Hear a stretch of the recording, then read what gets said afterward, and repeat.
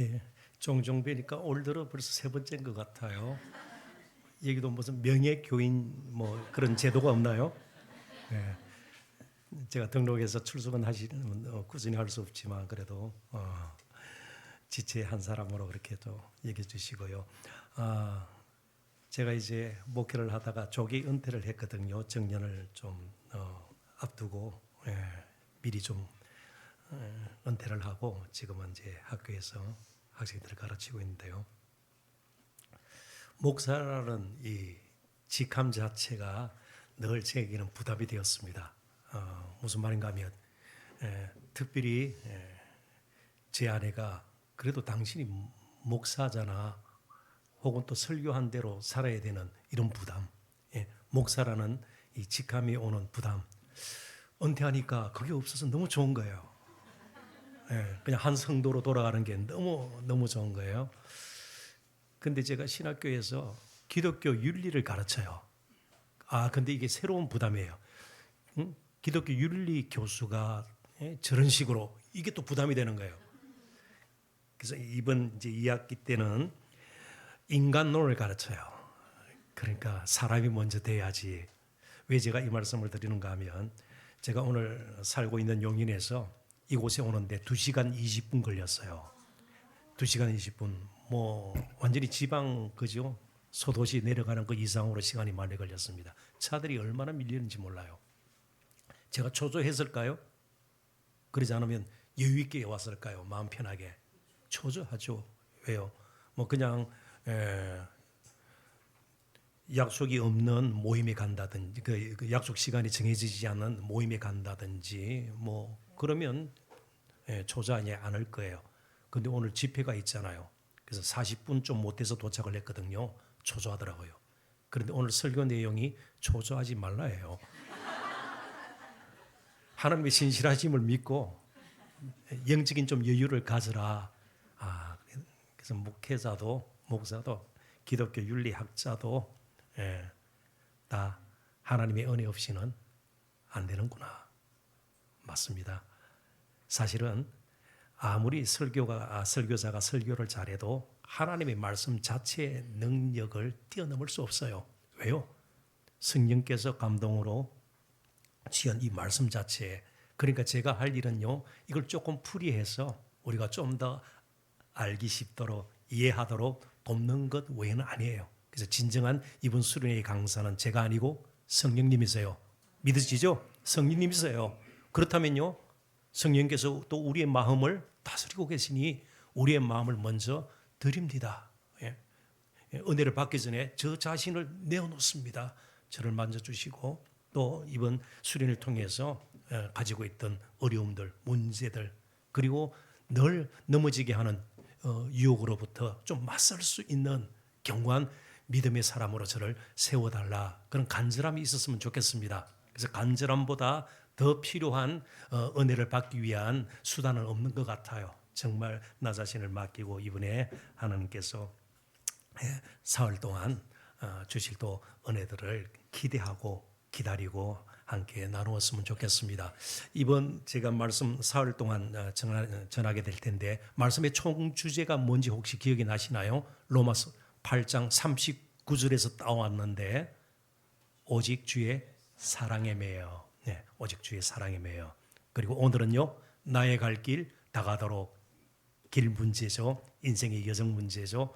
또 내일 아침은요, 주께서 내 길 예비하시네. 예비한 대로 우리가 가기만 가면 그게 성공이죠. 그리고 모레 저녁 또 이 시간 나눌 말씀은 내 인생 여정 끝내어. 우리가 주님 앞에 서는 그 순간까지 우리가 어떻게 인생의 여정을 잘 마무리하고 갈 것인가 좀 고민하는 시간을 가졌으면 좋겠습니다. 그래서 오늘 첫 시간 먼저 본문의 말씀을 함께 찾아서 읽어볼까요? 로마서 8장 28절. 우리에게는 너무나도 익숙한 말씀입니다. 로마서 8장 28절. 한 목소리로 같이 읽어볼까요? 로마서 8장 28절 다 같이 읽습니다. 우리가 알거니와 하나님을 사랑하는 자 곧 그의 뜻대로 부르심을 입은 자들에게는 모든 것이 합력하여 선을 이루느니라. 아멘. 우리 잠시 기도합니다. 하나님 아버지, 하나님의 특별한 계획 가운데, 뜻 가운데 우리 주기쁨 교회 정교인 가족 수련회 허락하심을 감사합니다. 특별히 말씀을 나누는 시간에 성령께서 친히 우리를 다스려 주시고 만져 주시고 마음그릇 준비시켜 주셔서 하나님 말씀을 통한 은혜가 넘쳐나는 귀한 시간들 되기를 소원합니다. 직접 강사가 되어 주셔서 이 시간도 전하고자 하는 하나님의 뜻이 아름답게 소중하게 순수하게 전해질 수 있도록 도와주시기를 바라옵고 감사하며 예수님 이름으로 기도합니다. 아멘. 저희 부부는 아주 걷기를 좋아해요. 트레킹이라 그러죠. 네, 걷기를 참 좋아합니다. 저희 부부가 이제 살고 있는 곳이 용인인데 특별히 탄천이라고 아시나요? 예, 잠실 운동장 옆으로 한강으로 빠져가는 그게 7, 8km 된다고 제가 어느 기록에서 봤습니다. 근데 저희들이 사는 곳은 그 탄천의 상류쯤 돼요. 2, 3km만 올라가면 발원지가 돼요. 근원지가 돼요. 그래서 거기는 아주 개천이죠. 좁고 그리고 참 자연 그대로 별로 꾸미지 않는 곳이에요. 그런데 거기 산책로를 이렇게 조성을 해놔서 거기에 늘 걷습니다. 기가 닿는 대로 하루에 10,000보 정도 걸으려고 하는데 쉽지가 않아요. 날씨 탓도 있고 말이죠. 너무 피곤하면 또 그럴 수가 없죠. 그리고 날씨가 좋을 때 요즘은 그렇지 않습니다만 봄가을 날씨가 쾌성할 때는 소위 유명한 둘레길을 찾아 걷곤 합니다. 그렇기도 하고 말이죠. 한 달 전쯤 기억됩니다만 그때도 평소처럼 아내와 탄천 산책로를 따라서 걷고 있었습니다. 근데 갑자기 아내가 화장실을 다녀오겠다는 거예요. 그래서 제가 말릴 수 있나요? 그러시라고 그러면서 근처를 좀 서성거리면서 아내가 화장실로 가는 것을 보았습니다. 화장실로 막 들어가는데 제가 뛰어갔어요. 그리고 못 들어가게 붙잡았습니다. 왜 그랬을까요? 네. 아내가 들어가려고 했던 곳이 남자 화장실이었어요. 뭐 급했는지 그냥 무의식적으로 그냥 들어갔는지 모르겠어요. 혹시 거기에 좀 성깔 있는 남자가 있으면요, 뭐 이 여자가 뭐가 삐었니 뭐 그럴 거 아니에요. 핀잔을 주거나 봉빈을 당할 수가 있는 거죠. 그래서 급히 제가 붙들었습니다. 둘레길을 걷거나 등산로에도 마찬가지입니다. 이 표지판이나 리본 같은 거 막 걸어놓지 않아요. 길을 안내하는 표식이나 표지판이 중요하다는 사실 여러분 잘 알고 있습니다. 자동차를 운전할 때 내비게이션을 따라가는 거 뭐 여러분 경험적으로 잘 알고 있는 거죠. 도움을 받습니다. 문제는 우리 인생 여정입니다. 무엇을 따라갈까요? 유행을 따라갈까요? 뭐 직장을 구할 때 단순히 어떻게 처우 또 얼마나 샐러리가 되는가 뭐 이것만 볼까요? 그러지 않으면 대학을 지나갈 때 무조건 대학 간판을 봐야 될까요? 스카이 대학은 뭐 명문이니까 가고 뭐 그 정도일까요? 도대체 우리 인생 여정에서는 어떤 표지판을 봐야 될까요? 잘못 들어갔다가는 봉변을 당할 수가 있죠. 낭패를 당할 수가 있죠. 오히려 더 낙심과 절망에 빠질 수가 있죠. 어려움에 처하게 되고요. 그런데 인생의 여정은요, 다시 반환하고 그런 게 없어요. 다시 시작하겠습니다. 반품이란 게 없어요. 그냥 지나가 버리는 거예요. 쿠팡에서 주문한 물건은요, 반품할 수 있어요. 그죠? 배달 음식 뭐가 벌레가 있으면 반품할 수 있어요. 근데 인생은요, 내가 잘못 살았는데 다시 살겠습니다. 그리고 인생은 리허설이라는 게 없어요. 한 번 가는 거예요. 그렇다면 우리가 정신을 차리고 어디로 가야 할지, 무엇을 위해 살아야 할지, 그리고 하나님께서는 나의 인생에 대해서 어떤 뜻을 가지고 있는지 그걸 뭐 비전으로 이야기해도 좋을 거예요. 그런 것들이 굉장히 필요해요.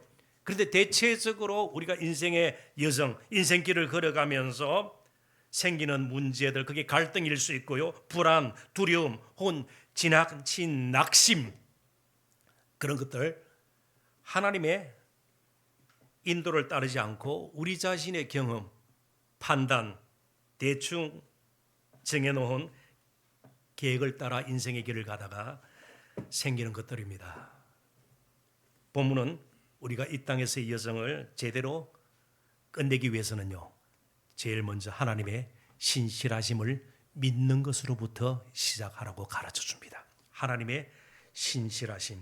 그래서 오늘 설교의 제목도 나의 갈 길 다가도록, 정말 하나님께서 인도하시는 것을 믿고 거기에 인생의 주파수를 맞추고 하나님의 시간표에 맞게 나의 일정을 잡는 그런 영적인 습관들이 이번 수련을 통해서 좀 길러졌으면 좋겠습니다. 그래서 본문을 다루기 전에 본문이 포함되어 있는 로마서 8장 전체 그림을 한번 그려보도록 하십시다. 왜냐하면 로마서 8장은 성경 가운데서도 많은 학자들이 그리고 설교자들이 동의하는 바예요. 가장 그리스도인의 승리에 대해서, 빅토리에 대해서 가장 정말 깊게 강조하고 가르쳐주는 말씀이기 때문에 그렇습니다. 흔히 고린도전서 15장을 별칭이 뭐예요? 고린도전서 15장 부활장 들어보셨습니다. 예수님의 부활에 관련해서 우리의 부활에 대해서 가르쳐주기 때문에 로마서 8장은 승리의 장이라 이렇게 이름이 붙어 있습니다. 그렇다면 인생 여정에서 궁극적으로 승리할 수 있는 근거가 무엇인가를 로마서 8장은 우리에게 가르쳐줘요. 그래서 1절로 39절까지 되어 있습니다. 그런데 재미난 것은 1절과 39절에 두 가지의 단어들이 동일하게 사용이 되고 있습니다. 바로 1절을 한번 보실까요? 1절 한번 보십시오. 그러므로 이제 그리스도 예수 안에 있는 자에게는 결코 정죄함이라는 것은 심판, 죄에 대한 선고, 더 나아가서는 형벌 다 포함하는 겁니다. 없나니 39절 제가 또 읽어볼게요. 자세히 보십시오. 높음이나 깊음이나 다른 어떤 피조물이라도 우리를 우리 주 그리스도 예수 안에 있는 하나님의 사랑에서 끊을 수 없으리라. 두 가지의 단어가 양쪽에 다 사용되고 있습니다. 첫 번째는 그리스도 예수 안에 있는, 두 번째가요 없다예요. 없다. 1절에 뭐가 없어요? 정죄함이 없다. 요즘 8.15를 맞이해서 광복절, 사면, 복권 조금 그저 또 논란이 있지 않았어요. 그런데 저와 여러분은요, 예수 그리스도를 믿음으로 말미암아 사면, 복권 정도가 아니고 하나님의 자녀가 되었고요, 하늘의 모든 영광을 상속받는 후사가 되었습니다. 상속인이 되었어요. 자, 그러니까 이제 우리에게는 청약이 필요 없는, 부동산을 찾아가서 의논하고 그럴 필요가 없는 하늘의 집이 이미 마련이 되어 있고요, 모든 영광을 소유할 수 있는 권한이 이미 우리에게 주어져 있어요. 그러니까 안심할 수 있죠. 물론 이 땅에서는 모든 것이 다 보장되지 않는, 계획대로 되지 않는, 그리고 생각하는 대로 일이 풀리지 않는 어려움이 있다 할지라도 이미 우리가 갈 곳은 정해져 있는 것이에요. 정죄함이 없어요. 정말 하나님께서 우리를 자녀로 받아주실 거예요. 그래서 첫 번째 없다. 정죄가 없어요. 39절에 또 뭐가 없어요? 이 세상 무엇이라도 그리스도 예수 안에 있는 우리를 향한 하나님의 사랑을 끊을 수 없다. 자, 그러니까요, 우리가 사는 동안 날마다 뭐가 우리를 감싸고 있어요? 사랑의 코팅이 돼 있어요. 우리를 막아줘요. 그 사랑이 끝난 것 같지만 끝나지 않는, 이제는 모든 것이 낙심거리가 될 수밖에 없는 상황이라도 그곳에서 찬양하게 만드는 하나님의 사랑이 우리를 감싸고 있는 거예요. 이걸 조금 문법적으로 인클루시오, 그러니까 어떤 프레임, 뭐라 그럴까요? 그냥 패키지라 그럴까요? 없다. 그러니까 우리는 이제 그리스도인답게 살 수 있다가 되는 거예요. 우리가 가진 것, 우리가 배운 것, 지금 우리가 이런 어떤 자리 관계없이 그리스도인으로 살 수 있는 이유는요, 인생의 여정을 정말 아름답게 또 이어가고 승리할 수 있는 근거는요, 없기 때문이에요. 정죄가 없고, 그리고 하나님의 사랑에서 끊을 수 있는 것이 없기 때문에요. 하나님의 사랑이 우리를 붙들고 있고, 우리의 가야 할 곳이 정해져 있고, 그런데 그냥 가는 것이 아니에요. 거기는 모든 것이 완전해요. 완벽해요. 영광스러운 그곳을 향해서 우리가 가고 있어요. 그리고 우리의 몸은요, 예수 그리스도의 영광스러운 부활의 몸으로 우리도 변화될 것이에요. 그래서 영원토록 살게 될 것입니다. 자, 그러니까 안심할 수 있죠. 그 가운데 오늘 본문의 28절 핵심이 신실하심이에요. 그 사랑과 정죄함 없는, 정말 우리를 자녀로 삼아주시고, 이 말은 우리를 소중히 여기신다는 거예요. 우리를 귀하게 여기신다는 것이에요. 예? 그냥 죄만 사해 주신 것이 아니에요. 입양 자녀로 삼아 주셨습니다. 자, 성도의 삶에는 더 이상 정죄가 없고 그 무엇으로도 끊을 수 없는 하나님의 사랑이 평생 함께하기에 승리할 수가 있는 겁니다. 여기 우리 학벌이 뭐 끼어들, 성적이 끼어들 뭐가 있나요? 스펙이 끼어들 뭐가 있나요? 그리스도인으로 산다는 것은 의지하는 것이 다른 것이에요. 붙드는 것이 다른 것이고요. 바라보는 것이 다르기 때문에 우리는 구별된 거룩한 성도가 될 수가 있는 거예요. 그런데 실제로 35절부터 39절까지 그 하나님의 사랑을 끊어놓을 만한 것들이 사실은 등장을 해요. 만만치 않은 것들입니다. 그거 한번 지나가고 이제 본문으로 들어가도록 하십시다. 17가지가 나오는데요. 자, 먼저 35절에 보면 7가지 고통이 나옵니다. 환난. 환난의 원래 헬러 문자적 의미는 진누르다예요. 그러니까 포도주를 만들기 위해서 포도주를 만드는 틀에 포도를 넣고 짓누를 때 그때 주로 사용하는 그게 이제 환난, 그러면서 좀 종교적인 색채를 띠게 되었죠. 그러니까 짓눌림이에요. 우리가 짓눌릴 때 있죠. 마음이 굉장히 짓눌림 받고요. 그렇습니다. 삶이 짓눌려서 숨쉬기조차 힘들 정도로 어려움과 여러 가지 고통, 지친 가운데 우리가 빠질 때가 있어요. 그리고 실제적으로 그게 육체적으로 정신적으로 가해지는 그런 고통일 때 환난, 공고라는 말은 hardship이에요. 뭐 괴로운 상태, 마음이 편치가 않아요. 늘 불편해요. 아파요. 박해, 기근, 적시는요 버섯몸이에요. 버섯몸. 버섯몸. 이건 굉장히 수치를 의미할 수도 있는 거예요. 위험, 그리고 칼. 아마 사도 바울도 너무 잘 알 거예요. 여기 칼은 참수형을 암시하는 죽음으로 이해를 해도 될 거예요. 이 7가지 만만치 않은 것들이에요. 사도 바울과 그리고 성도들이 때로는 늘 일상에서 경험할 수 있는 것들입니다. 그리고 36절은 시편 44편을 인용을 하고 있죠. 이 고난, 고초, 그리고 38절, 39절에는 10가지가 또 나와요. 우리를 도전하고 시험 들게 하고 유혹하는 것들요. 정말 하나님의 사랑을 의심하게 만드는 것들이 실제로 나와요. 자, 한번 볼까요? 사망이나 생명 합하면 그 어떤 존재도, 천사나 권세자, 여기 권세자는 악한 영, 그러니까 어떤 영적인 실체도, 현재 일이나 장래일, 어떤 시간도, 어떤 기간도 그렇습니다.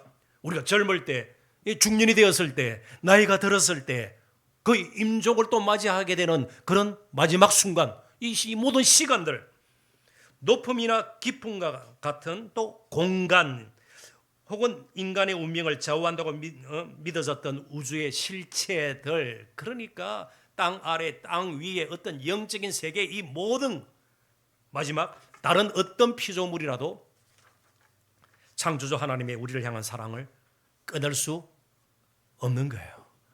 이 사실을 믿어야 돼요. 아무리 넘어져도, 아무리 힘들어도, 아무리 고통스러워도 우리는 그리스도 안에서 넘어지는 거예요. 그리스도 안에서 아픈 거예요. 그리스도 안에서 끊을 수 없는 그 사랑이 우리를 덮어주는, 정말 힘들고 어려울 때, 그러다가 쓰러졌을 때, 마치 어릴 때, 그죠? 우리 부모님이 이불을 덮어주듯이 그 사랑으로 덮어주기에 우리가 지금까지 살아온 거예요. 우리는 무엇보다 하나님의 신실하심을 확신해야 합니다. 그래서 아까 인클루시오라는 제가 문법적인 설명을 드렸죠. 그래서 헨리 스탑은 이 끊을 수 없는 하나님의 사랑, 정죄함 없는 우리의 인생을 다 합해서 하나님이 우리의 환경입니다. 하나님이 우리의 환경이에요. 어떤 풍조가 아니라, 유행이 아니라, 트렌드가 아니라 하나님이 우리의 환경이에요. 하나님이 우리의 삶을 그래서 열매를 맺도록 날마다 하나님이 우리를 감싸주시고요, 이끌어주시고요, 함께 하시고요, 때로는 안아주시기도 하고요, 때로는 조금 걸어가는 걸 보기 위해서 멀리 보이는 것처럼 정말 우리를 방관하시는 것처럼 보이죠. 그렇습니다. 그럼에도 불구하고 정말 헨리 스탑이 잘 말했듯이 하나님이 우리의 환경입니다. 확신 없이 사는 것처럼 더 큰 불행은 그리스도인들에게 없습니다. 그럼에도 불구하고 넘어지나요, 안 넘어지나요? 아까 제가 차 타고 오면서 굉장히 초조해했잖아요. 불안했잖아요. 이게 또 우리의 모습이에요. 그래서 로마서 8장에는요, 영이라는 말, 영, 스피릿이라는 말이 21번 나오는데 그 가운데 19분이 성령이에요. 결국 누가 우리를 도와주세요? 성령께서 도와주세요. 성령께서 우리를 붙들어 주시는 거예요. 우리 인생 여정 마치도록 성령께서, 보혜사 성령께서 옆에서 우리를 도와주시고요, 때로는 조언도 하시고요, 깨닫게도 하시고요, 비춰주시기도 하고요, 앞길이 캄캄할 때 조명이라는 신학적 용어를 쓰죠. 비춰주시기도 하셔서 우리로 하여금 인생의 길을 계속 가게 만드는 겁니다. 자, 그렇다면 무엇이 문제예요? 하나님의 신실하심에 대한 확신의 결여가 우리 인생 여정에서 가장 큰 문제가 될 수가 있는 겁니다. 자, 이런 좀 배경적인 설명을 염두에 두시고 본문을 다시 한번 읽어보도록 하십시다. 로마서 8장 28절입니다. 우리가 알거니와 하나님을 사랑하는 자 곧 그의 뜻대로 부르심을 입은 자들에게는 모든 것이 합력하여 선을 이루느니라. 아멘. 우리가 알거니와 공동태적인 그런 고백이기도 합니다. 우리. 그리고 여기 알다 헬라어 원문이 현재형 동사로 쓰고 있어요. 뭐 그건 잊어버려도 좋고요. 지속적인 행위를 뜻할 때 현재형 동사를 써요. 이 무슨 말인가 하면 수련회 때만 아는 것이 아니고 일상에도 늘 이런 확신이 우리 가운데서 이어져야 된다는 거예요. 참 시험거리 앞에서 여러 가지 힘들고 어려운 상황 가운데서도 하나님은 모든 것을 합력하여 선을 이루시는 분이시구나. 계속해서 확신을 가져야 된다는 겁니다. 그리고 이 안다라는 단어 역시 지식적으로, 피상적으로, 관념적으로만 아는 것이 아니라 경험을 통해서 사도 바울은 실제로 많은 고초를 겪었죠. 힘든 경우가 많았습니다. 무시를 당했고요. 그렇습니다. 그죠? 특별히 매도 많이 맞고요. 옥에 갇히기도 했죠. 그러면서 점점 거기에 쌓여갔던 것이 무엇입니까? 그럼에도 불구하고 하나님은 모든 것을 합력하여 선을 이루시는 신실하신 하나님이다. 그래서 오늘 이 말씀을 너무나도 우리에게는 낯설지 않은 아주 익숙한, 잘 아는 말씀 아니에요. 요절로도 외울 정도로 우리에게 잘 알려진 말씀인데 한 세 가지 제가 주제를 가지고 말씀을 연결해서 우리 삶에 좀 적용하고자 합니다. 첫 번째는 표대의 문제예요. 목적의식을 가지고 살아야 된다는 겁니다. 목적의식. 우리가 왜 그렇게 많이 방황을 할까? 왜 때로는 고초를 견디지 못할까? 목적이 분명하면 그 중간에 여러 가지 일들이 일어나도 조금 흐트러져도 다시 일어나 제 길을 갈 수가 있는 거예요. 분명한 목적의식이 오늘 우리에게 필요합니다. 우리가 알거니와 하나님을 사랑하는 자, 곧 그의 뜻대로 부르심을 입은 자들에게는 모든 것이 합력하여 선을 이루느니라. 부름을 받은 성도는 선을 이루시는 하나님의 뜻을 따라 사는 사람들이에요. 분명한 목적이 있죠. 선을 이루는데 동참하는 거예요. 선을 이루는데 동참하는 거예요. 물론 우리는 선하지 않아요. 하나님 보실 때는 악한 존재일 따름입니다. 하나님의 선하시기 때문에 결국은 선을 이루실 분은 하나님이시고요. 우리에게는 선을 이룰 만한 완전한 또 능력도 없어요. 하나님께서 모든 것을 합력하여 선을 이루실 능력이 있기에 우리는 거기에 동참을 하는 거예요. 그렇다면 우리의 할 일은요, 하나님께서 우리를 부르셔서 선에 이르도록 우리를 이끌어 가시는구나. 그럼 그 이끄심에 순종하면 되는 거예요. 그 이끄심에 이제 우리 자신을 내어놓으면 되는 것입니다. 자, 그렇다면 문제는요, 선이 도대체 뭘까? 선이 뭘까요? 선이 뭘까요? 사도 바울이 지금 이제 우리에게 적용을 해야 될 거 아니에요. 하나님께서는 선에 이르도록 모든 것을 합력하여 성도들을 이끌고 계세요. 선에 이르도록. 자, 이어지는 말씀이 선이 무엇인지 분명히 보여줍니다. 29절 30절 같이 한번 읽어볼까요? 다 같이 읽습니다. 하나님이 미리 아신 자들을 또한 그 아들의 형상을 본받게 하기 위하여 미리 정하셨으니 이는 그로 많은 형제 중에서 맏아들이 되게 하려 하심이니라. 또 미리 정하신 그들을 또한 부르시고 부르신 그들을 또한 어렵다 하시고 어렵다 하신 그들을 또한 영어롭게 하셨느니라. 아멘. 풀이하면 그렇습니다. 선은 예수 그리스도를 온전히 담는 것. 달리 표현하면 예수 그리스도의 영광에 동참하는 이 온전한 구원. 빌립보서에도 표대라는 말로 오는데 예수 그리스도 혹은 예수 그리스도로 말미암은 온전한 구원. 무엇으로 생각해도 좋습니다. 그렇지만 온전한 구원은요, 그 영화의 단계는요, 예수님 다시 오실 때니까 이 땅에서 육신을 입고 사는 저희들이 선에 이르도록 동참한다는 말은 누구를 닮아야 된다는 뜻이에요? 예수님 닮는 거예요. 그리고 천국은요, 예수님 닮은 사람들이 모여 영원토록 사는 곳이에요. 천국에 마귀 닮은 사람이 거기서 막 거짓하고 비방하고 말이죠. 탐욕스럽게 자기만 챙기고요, 술수를 쓰고 외식하고 천국에 그런 일이 일어날 수 있나요? 없어요. 예수님 닮은 자들, 온전히 닮은 자들이 모여 영원토록 사는 곳이 천국 아니겠어요? 영원한 천국 말이죠.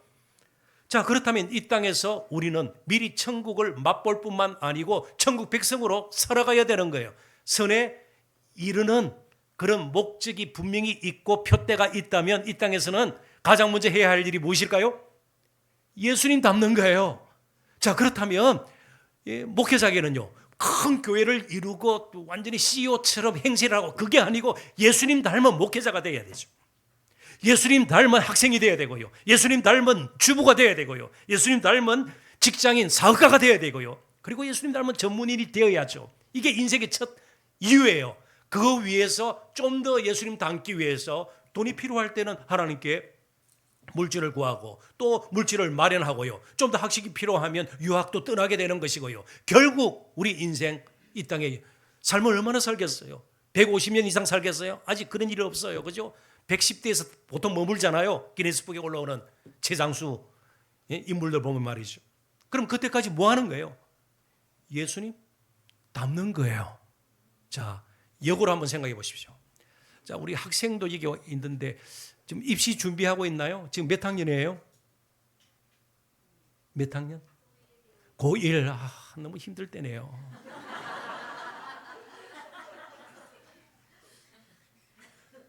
입시 지옥이란 말 쓰죠? 입시 지옥. 자, 그 다음에 지하철 9호선 지옥철 다 그러잖아요. 그러니까 은연중에 지옥이 어떤 곳이라는 것을 조금 그죠 반영하는 그런 표현들 아니겠어요? 정말 지옥 같은 세상, 전쟁의 참상이라든지 그죠? 예? 정말 이 세상 뭐 너무 심한 경쟁. 그럼 지옥이. 그런데 천국은요, 사람들 믿어야 안 믿어요? 아까 제가 천국 어떤 곳이라고요? 마귀 닮은 사람들이 간혹 섞여 있고 거기서 막 분란을 일으키고 아니에요. 자, 그렇다면 이 땅에 예수 믿는 사람들이 예수님을 닮으면 그 예수님의 닮은 모습을 가지고 사는 사람들의 가정을 보고 그들이 모인 교회를 보고요, 그들이 하는 일상생활을 보면서 조금이라도 뭘 느껴야 돼요? 천국을 느껴야 돼요. 지옥이란 말을 쓰는데 천국 같은 직장, 천국 같은 그 사업터 말이죠. 사업주가 예수 믿는 집사님이나 장로님일 수 있어요. 정말 천국을 보게 만드는 어떤 의원, 원장님이 예수 믿는, 그런데 예수님 닮기를 원하는 그런 식으로 좀 살아야 되지 않겠어요? 조금 더 나아갑니다. 우리를 두렵게 하고 불안하게 만들고요, 힘들게 하는 문제들 참 많아요. 밤새워서 고민하고, 그죠? 정말 그 문제 때문에 실험하고 아파하고요. 그런데 예수님 별로 닮지 않는 자신을 보고 그렇게 아파한 적이 있나요? 신앙생활을 10년, 20년, 30년 중직자가 되고 목회자가 된 후에도 예수님 닮은 점이 별로 없다면 그 엄청난 비극 아니에요? 그 불행 아니에요? 이제 표대를 분명히 해야 합니다. 선에 이른다. 그냥 맹목적으로 그렇게 그냥 우리들이 요절로 외울 것이 아니고 이제부터 어떻게 다짐해요? 이제부터는 좀 예수님 닮은 남은 평생 지금까지 얼마를 살았던 남은 평생은 그래도 예수님 닮은 사람으로 살다가 정말 주님 앞에 서기를 원합니다. 그렇게 해야 될 거예요. 몇 년 전에 좀 이상한 소송 사건이 하나 있었습니다. 한 여성이 자기 남편을 고소한 거예요. 소송을 제기했습니다. 재산 분할에 얽힌 그런 소송이 아니었습니다.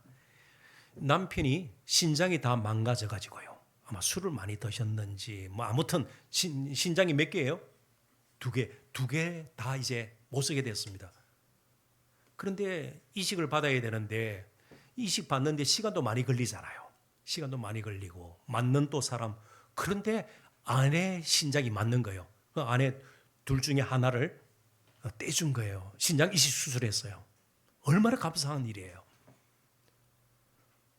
그런데 아내가 시간이 지나면서 눈치를 챈 거예요.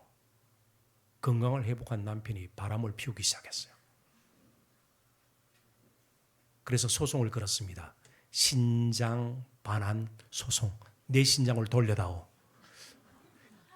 기각되겠죠. 신장을 돌려주면 남편 어떻게 됩니까? 하나 아내에게 물려받은 신장 도로 반환하면 어떻게 됩니까? 물론 기각이 됐을 거예요. 뭐 결과는 제가 모르겠는데 틀림없이 기각이 됐을 거예요. 아내도 몰랐을까요? 그만큼 속이 상한 거죠. 자, 남편은 어떤 식으로 살아야 되나요? 내 인생, 이 정말 나를 이처럼 사랑하는, 자신의 신장을 떼어준도록 나를 사랑하는 이 아내 소중히 여기면서 덤으로 사는 인생, 좀 사람답게 살아야지. 남편 구실도 하고 좀 사람답게 살고 나도 기회가 닿으면 다른 사람 돕고 그렇게 살아야 되지 않겠냐 말이죠. 그런데 바람을 피웠으니 이런 소송이 걸렸던 겁니다. 우리는 어떤가요? 이미 우리는 영생이 보장되어 있는 거 아니에요. 저 천국이 우리의 것 아니에요. 끊을 수 없는 사랑 가운데 거하면서 사는 것 아니에요. 그렇다면 우리의 시간, 우리의 몸, 우리의 재능, 우리의 돈 어떻게 사용해야 될까요? 소송에 걸렸던 이 남편처럼 바람 피운다는 말이 지난주 설교의 목사님 우상 숭배, 그죠? 팀 켈러의 네 가지 뭐 우상 숭배 책도 있습니다만은 다른 거 섬기고요. 다른 것도 좋아하고요. 내 마음을 빼앗기고 그래서는 안 된다는 겁니다. 예수님 닮는데 이제는 좀 집중을 할 수 있는 저와 여러분이 되었으면 좋겠어요. 그래서 우리의 말이나 우리의 행동 온전치는 않지만 또 성령께서 도와주시는 것을 우리가 전제해서 말이죠. 우리 자신의 삶을 깊이 한번 돌아보는 저와 여러분이 되었으면 좋겠습니다. 네덜란드에 유명한 신학자가 있어요. 헤르만 바빙크라는 분인데 이게 잘 들어보십시오. 타락한 인간에게 모든 것이 한순간에 없어지는 것이 아닙니다. 지금 세상을 보십시오. 불신자라고 능력이 없는 것이 아니라 그 능력을 어떻게 살아야 할지를 모를 뿐입니다. 자, 예수 믿지 않는다고 다 멍충이고 어리석고 바보예요? 아니에요. 소위 명문대학에 예수 믿지 않는 자녀들 많이 갈까요? 안 갈까요? 더 많이 가죠. 더 많이 가죠. 예.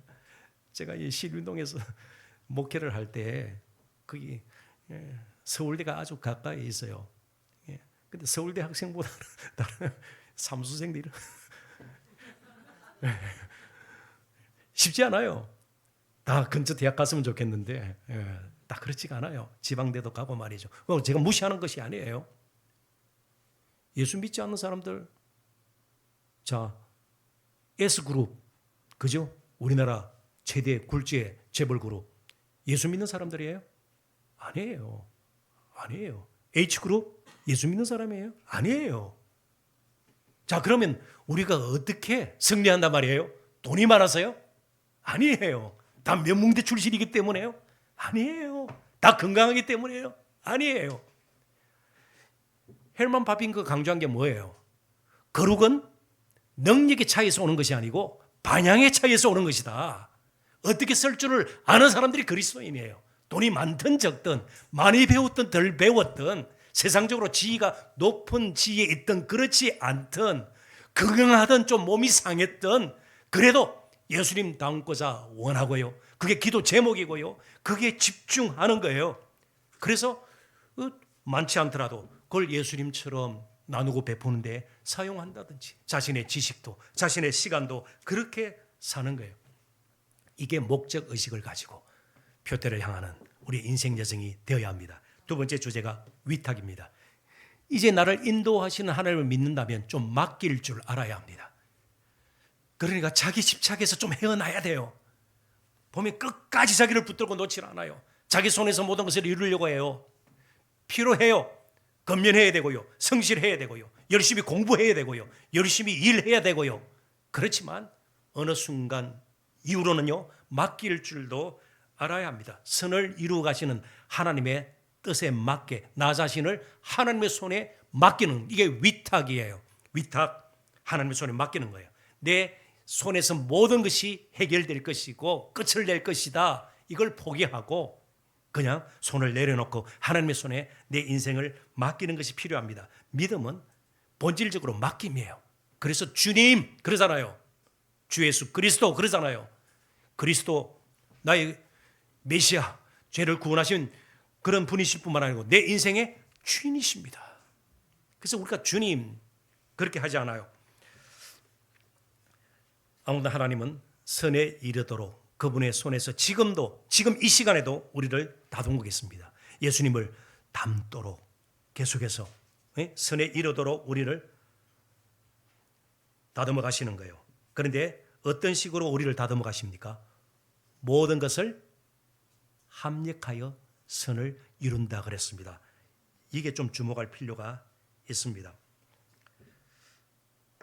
우리에게 어떤 일이 일어나도 처음에는 놀랄 수 있고요. 당혹스러운 그런 일을 겪을 수도 있죠. 특별히 우환 겹칠 때, 가정에 생각지도 못했던 어려움이 생길 때 너무 당혹하지 마시고요. 모든 것 가운데 이것도 포함이 된다. 어떻게든 다듬어 가셔서 선을 이루실 분이다. 그래서 스스로 자살하거나 포기하는 일이 없어야 합니다. 스스로 무너지는 것보다 더 억울한 일이 없단 말이죠. 끝까지 하나님의 신실하심을 믿고 이제 더 이상 우리 힘으로 안 될 때는 맡김이 필요합니다. 먼저 그 하나님의 손의 권능을 인정을 하십시오. 하나님의 손. 나의 손으로 이루는 것보다 하나님의 손에 의해서 이루어지는 것이 훨씬 크고 놀랍고 그리고 선을 이루는데 적합하다는 것을 우리가 인정할 필요가 있습니다. 겸허하게 인정할 필요가 있습니다. 잘 아시는 이사야 41장 10절 혹시 외우실 수 있나요? 이사야 41장 10절 두려워하지 말라 이렇게 시작하는 말씀이에요. 외우실 수 있는 분 한번 외워보시고요. 두려워하지 말라 내가 너와 함께 함이라 놀라지 말라 나는 내 하나님이 됨이라 내가 너를 굳세게 하리라 참으로 너를 도와주리라 나의 의로운 오른손으로 너를 붙들리라. 아멘. 하나님의 손이 있나요? 영이시니까 손이 없죠. 근데 손이란 표현을 썼습니다. 나의 의로운 오른손으로 너를 붙들리라. 손으로 번역된 히브리 단어가 야드인데요. 성경에서 이 야드라는 단어가 어떻게 달리 번역이 되었는지 잘 들어보십시오. 힘, 손이 힘으로 번역될 때가 있어요. 도구, 수단, 지배, 명령, 권위, 권세, 보호. 이 말이 무슨 말이에요? 하나님의 손은 자유자재로 움직여서 우리의 형편에 맞게 가장 적합하게 우리에게 은혜로 다가온다 이 말이에요. 힘이 필요할 때는 힘을 줘요. 우리가 아플 때는요 회복의 손이 될 수가 있는 거예요. 우리가 정말 부끄럽고 다른 사람이 나를 무시할 정도로 너무 초라한 모습으로 스스로 위축이 될 때 우리를 또 이렇게 세워주시는 것이 하나님의 손이에요. 권세예요. 명예예요. 권위예요. 우리를 보호하세요. 보호하세요. 우리도 알지 못하게 때로는 급박한 순간에 하나님의 손이 임해서 우리를 보호하셨단 말이죠. 그러니까 하나님은 필요에 따라 여러 가지 형태로 우리에게 맞게 그의 은혜와 능력을 베풀어 주십니다. 자, 그러니까 이 모든 것 안에 하나님의 손이 이 모든 것 안에 우리에게 좋은 것, 우리가 가진 좋은 지식, 경험, 섬김, 은사, 그죠? 이런 것들뿐만 아니고 때로는 우리가 원치 않는 것, 우리에게는 나쁜 것, 너무나도 불편한 것, 그리고 뜻밖의 불행, 때로는 상실이나 손실 같은 것도 모든 것에 해당이 됩니다. 근데 하나님의 손에 잡히면요, 그것이 바로 선을 이루는 도구가 되는 거예요. 결국은 우리를 명예롭게 할 거예요. 우리를 높일 거예요. 승리의 노래를 부르게 할 거예요. 하나님의 손이 움직이면 그렇다는 겁니다. 그렇다면 우리 할 일은요, 그 손에 우리의 인생을 좀 맡기는 거예요. 우리 가정을 맡기는 거예요. 우리 자녀손들을 맡기는 거예요. 남은 내 인생을 정말 맡기는 거예요. 우리의 선을 위해 아버지 하나님은요, 아들 독생자 예수 그리스도를 십자가에 못 박도록 내어주셔서 선을 이루신 분이에요. 예? 뭐 그분과 함께 그죠? 엄청난 군사들이 뭐 뱅발을 타고 내려와서 우리를 위협해서 아니에요. 너무 초라하고 비참하게 정말 누가 보더라도 연약한 힘없어 보이는 구세주 아니에요. 그분을 통해서 결국 저와 여러분을 선에 이르도록 하시는 하나님의 손을 우리는 꼭 기억을 할 수 있어야 합니다. 우리의 시련, 우리의 아픔, 슬픔, 고초와 같은 것들까지도 하나님의 손에서는요, 우리를 영광스럽게 승리케 하는, 선에 이르게 하는 그런 수단이 될 수가 있고 도구가 될 수 있다는 것을 우리는 꼭 기억합니다. 그래서 당장 이해할 수 없는, 설명할 수 없는 답답하게 느껴지는 그런 삶의 조각들, 문제들, 그런 것까지도 하나님의 계획과 섭리 밖에서는 우연찮게 아니에요. 절대로 그런 법이 없어요. 밖에서는 이루어지는 법이 없다, 일어나는 법이 없다 깨달을 수 있는 저와 여러분이 되었으면 좋겠습니다. 그런데 주목할 점 또 한 가지가 있어요. 모든 것을 합력하여 선을 이루는 일이 아무에게나 일어나지 않는다는 거예요. 하나님을 사랑하는 자, 곧 그의 뜻대로 부르심을 입은 자들에게 일어난다는 거예요. 그냥 하나님의 자녀에게, 하나님의 백성에게, 성도에게 그러지 않고 하나님을 사랑하는 자, 굳이 부가 설명을 할 이유가 뭐예요? 하나님을 사랑하는 자, 그의 뜻대로 부르심을 입은 자들에게는, 이 성도죠, 부르심을 입은 자들은 누가 하나님을 사랑하는가, 이 문제와 선을 이룰 때 모든 것을 합력하는 하나님의 방식이 조금은 마찰을 일으킬 수 있어요. 하나님을 사랑한다. 하나님을 사랑하기 때문에 찬양을 뜨겁게 하고요, 헌금도 많이 하고요, 봉사도 많이 하고요. 그런데 시련, 아픔, 공고함이 생겼을 때 하나님의 사랑을 의심하고 원망, 불평으로 넘어가 버리면 그건 하나님을 사랑하지 않는다는 거예요. 그래서 유명한 영국의 설교자 마틴 로이드 존즈 목사님은요, 바로 이 부분을 해석을 하면서 하나님을 사랑하는 자의 가장 큰 특징은 역경에 대한 긍정적 반응이다. 그래도 하나님의 손에서 선을 이루게 하는 어려움이군요, 고통이군요, 아픔이군요, 슬픔이군요, 실패입니다. 그걸 긍정적으로 받아들임, 이걸 하나님을 사랑하는 자예요. 가족을 한번 볼까요? 남편이 사업을 잘 하다가 사업에 실패했어요.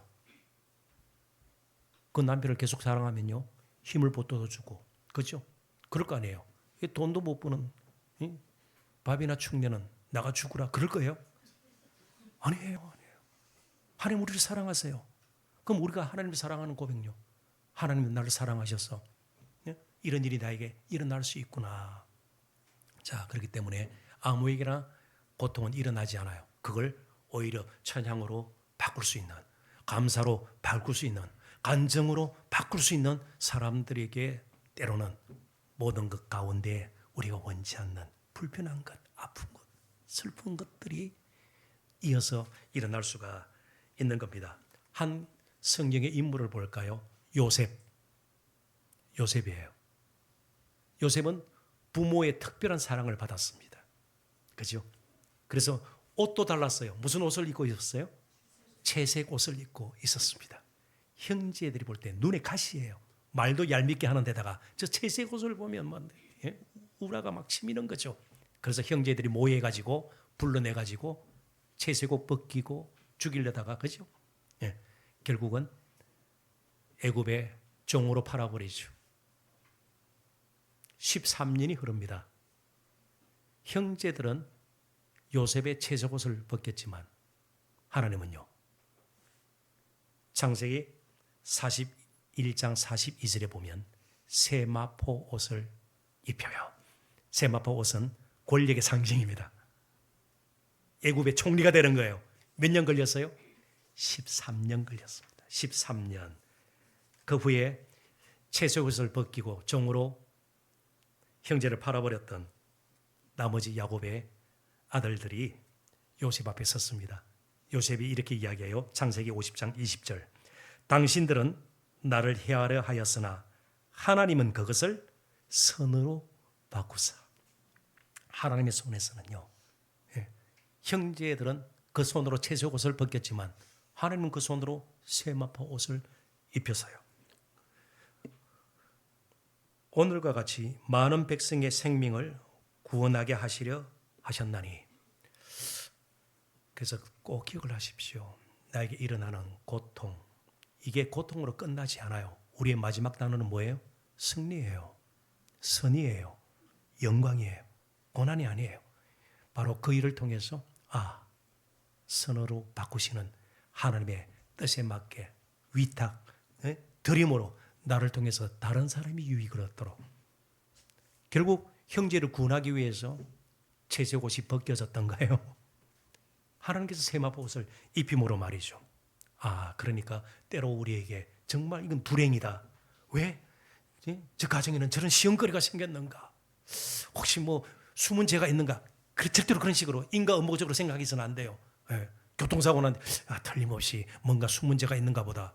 저런 중직자의 가정에 그러지 마시고요. 오히려 더 찬양거리를 만들도록. 제가 이 말씀을 드려도 될지 모르겠습니다만은 제가 지금 협동 목사로 있는 저희 교회에 동력하던 소위 부목사가 8년 전에 개척을 했어요. 44이에요. 나이가 44인데 파킨슨 병에 걸렸어요. 설교 제대로 할 수 있을까요? 몸 제대로 가눌 수 있을까요? 아니요. 그래서 작년 연말에 제게 부탁을 했어요. 제가 담임으로 있었으니까요. 한 달에 2번 정도라도 좀 오셔서 말씀 사역을 도와주십시오. 그래서 한 달에 2번 제가 안성에 있는 그 교회를 가요. 그런데 그 교회 성도들 굉장히 열심히 해요. 굉장히 열심히 해요. 꼼짝도 하지 않아요. 물론 조그마한 마음의 동료들은 있겠지만 몇 년이 그렇게 지나도 더 열심히 있어요. 그러니까 약함이 있어도 성도들은요. 담임 목사가 그렇게 약하니까 성도들이 더 열심히 있는 거예요. 왜요? 그게 그리스도의 몸이에요. 한쪽 우리 몸도 아프면 다른 데 더 신경을 쓰죠. 그죠? 힘이 그쪽으로 모이게 되는 것이죠. 다리를 절게 된다든지 다쳐서 말이죠. 그럴 때 말이죠. 그래요. 그렇습니다. 우리 가족이 아프면 온 가족이 정말 같이 기도하고 또 아픔을 나누기 위해서 다 그죠? 정말 고통을 분담하기 위해서 마음을 내어놓고 다 그러잖아요. 이게 아름다운 믿음의 공동체의 모습이에요. 그래서 너무 지나치게 눈앞에 보이는 것만 가지고 판단하고 해석하고 스스로 무너지는 일이 없어야 합니다. 끝까지 우리가 하나님의 뜻을 분별하고 더 이상 모를 때는요. 맡겨버리십시오. 그게 위탁이에요. 맡겨버리십시오. 믿음의 영역을 강가하지 마시란 말이죠. 우리가 할 수 있는 거 있어요. 예? 우리가 이성적으로 합리적으로 다 생각하고 판단하고 하죠. 그 이상을 우리 손에서 해결하려고 하지 마십시오. 불안하고 두렵고 결국 원망 불평하고요. 하나님을 사랑하는 것마저 때로는 멈출 수 있다는 것을 우리는 꼭 기억해야 합니다. 그래서 마지막 뭐 해야 될까요? 인내가 필요해요. 세 번째 주제가 인내예요. 인내, 기다림. 그래서 인내는 이를 깨물고 말이죠. 내가 참아야지 이게 아니에요. 인내는 내 손을 통해서 이루는 것보다 하나님의 손에 의해서 이루어지는 일들이 훨씬 크고 아름답고 영광스러운 것을 믿고 기다리는 거예요. 하나님께서 하시는 일을 보겠노라. 그래서 인내는 믿음의 표현이에요. 믿음의 본질이에요. 내가 아니라 하나님께서 이루시는 일을 내가 보고야 말겠다. 그래서 기다리는 거예요. 시편에 그래서 기다리고 기다렸더니 그런 표현들이 많이 나와요. 시편 기자들의 공통적인 정말 억울한 일을 당하고 고초를 당하고 그죠? 때로는 미움과 비웃음 가운데에 소외당한 그런 형편 가운데서도 하나님의 신실함을 믿고 마지막을 항상 찬양으로 끝내는 시편 기자들의 모습을 우리는 보게 되는 것입니다. 인내가 참 필요합니다. 그리고 마지막 그날이 올 거예요. 온전히 선이 이루어지는 그날 말이죠. 그때까지 우리가 힘들고 어렵지만 믿음의 여정, 인생의 여정을 계속해야 합니다. 그날이 올 거예요. 몸과 마음이 병들거나 망가지는 일이 없는 날 분명히 올 겁니다. 사고와 재난을 겪지 않는 날 분명히 올 겁니다. 중간고사가 필요 없는 날도 와요. 예, 취업을 위해서 면접을 보고 뭐 스펙, 토익 그런 게 필요 없는 날이 분명히 올 겁니다. 그런데 우리가 얼마 가지 못해서 또 넘어져요. 버티는 것이 너무 힘들어요. 그래서 마지막 26절을 한번 찾아보고 읽어보도록 하십시다. 26절 로마서 8장 26절입니다. 다 같이 읽습니다. 이와 같이 성령도 우리의 연약함을 도우시나니 우리는 마땅히 기도할 바를 알지 못하나 오직 성령이 말할 수 없는 탄식으로 우리를 위하여 친히 간구하시느니라. 아멘. 오직 성령이 말할 수 없는 탄식, 헬로 원문에는 복수형으로 되어 있습니다. 탄식들로 성령께서 여러 가지 모양으로 우리의 형편에 맞게 계속해서 우리를 긍휼히 여기세요. 정말 우리의 아픔을 보고 연약함을 보고 넘어짐을 보고 성령께서도 아파하세요.